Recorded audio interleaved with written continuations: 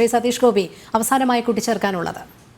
ലോകത്ത് കഴിഞ്ഞ 90-ന് മുമ്പ്, അതായത് 2000-ന് മുൻപുള്ള കാലഘട്ടത്തിൽ ഓരോ ഡെക്കേഡിലും 10 വർഷത്തെ ആ ഒരു സ്പാനിൽ 500,000, അതായത് 5 ലക്ഷം പേരോളം പ്രകൃതി ദുരന്തങ്ങളിൽ പെട്ട് മരിച്ചുകൊണ്ടിരുന്ന സമയത്ത് വളരെ എഫക്റ്റീവായിട്ട് ഡിസാസ്റ്റർ മാനേജ്മെൻറ്റ് നടപ്പിലാക്കിയതുകൊണ്ട്, ലോകം മുഴുവൻ അഡോപ്റ്റ് ചെയ്ത് അതിന് വേണ്ടിയിട്ടുള്ള പ്രതിരോധം തീർത്തതുകൊണ്ട് അതിന് ശേഷമുള്ള ഡിക്കേഡിൽ അതിൻ്റെ മരിച്ചു പോകുന്ന, അതായത് ഓരോ ദുരന്തത്തിൽപ്പെട്ട് മരണപ്പെടുന്നവരുടെ സംഖ്യ പകുതിയാക്കി കുറയ്ക്കാൻ കഴിഞ്ഞിട്ടുണ്ട് എന്ന് പറയുമ്പോൾ, കേരളത്തിൽ കഴിഞ്ഞ ഒരു ഡെക്കേഡ് എടുക്കുകയാണെങ്കിൽ ദുരന്തങ്ങൾ കൂടിക്കൂടി വരികയാണ്. കാലാവസ്ഥാ വ്യതിയാനം മൂലം അത് കേരളത്തിലുണ്ടാക്കുന്ന പ്രത്യാഘാതം കൂടി വരികയാണ്.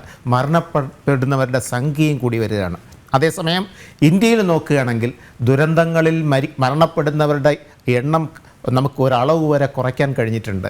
അത് എന്താണ് വെളിപ്പെടുത്തുന്നത് എന്ന് വെച്ചാൽ, കേരളത്തിൽ ഡിസാസ്റ്റർ മാനേജ്മെൻറ്റിന് വളരെ ഇമ്പോർട്ടൻസ് കൊടുത്ത് എല്ലാ കാര്യത്തിലും പ്രിപ്പയർഡ്നെസ്സും മിറ്റിഗേഷനും നമ്മുടെ റെസീലിയൻസും പ്രതിരോധ ശേഷി വർദ്ധിപ്പിക്കൽ, ജനങ്ങൾക്കത് പറഞ്ഞ് ജനങ്ങളെ ബോധവൽക്കരിച്ച് ഒരു ദുരന്തമുണ്ടായാൽ ദുരന്തത്തിനെ എങ്ങനെ അഭിമുഖീകരിക്കണം എന്ന രീതിയിൽ ജനങ്ങളെ തയ്യാറെടുപ്പിച്ച് നിർത്തേണ്ട ഒരു സമയം ആഗതമായി കഴിഞ്ഞു. വളരെ മോശമായ ഒരു സമയത്തിലൂടെയാണ് നമ്മൾ കടന്നു പോകുന്നത്. അത് അനിവാര്യമാണ്.